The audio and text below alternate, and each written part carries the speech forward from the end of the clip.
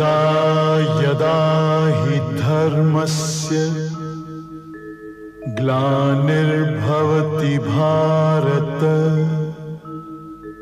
अभ्युत्थानम् अधर्मस्य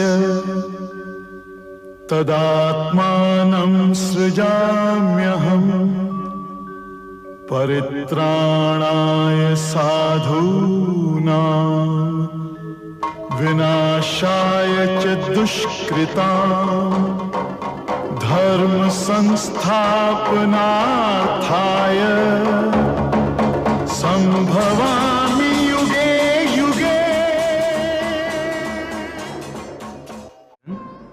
सुनो अर्जुन, संसार के झमेलों से बचने के लिए मनुष्य एकांत में बैठकर मन को प्रभु के ध्यान में लगाए, क्योंकि एकांत में मनुष्य अपने भीतर झांक सकता है।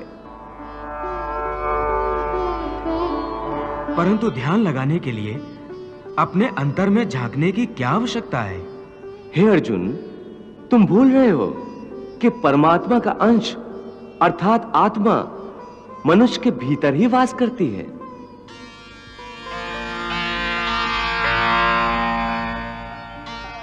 इसी आत्मा से संपर्क ही प्रभु से मिलन का पहला चरण है।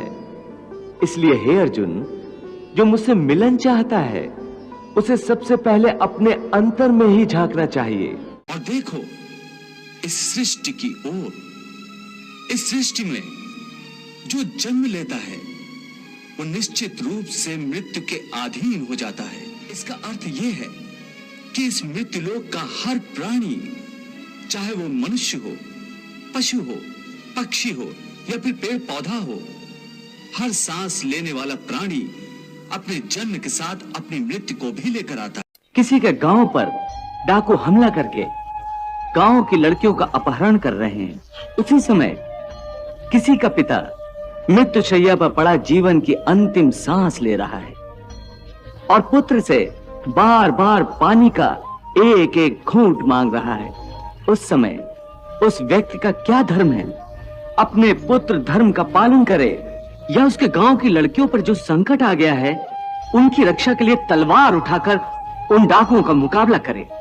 इसका निर्णय कोई दूसरा कैसे कर सकता है? इसको धर्म का दोराहा या धर्म संकट भी कहते हैं। उस समय उसकी आत्मा जो आवाज दे वही उसका धर्म है। इसलिए हे अर्जुन, हर प्राणी का धर्म व्यक्तिगत होता है।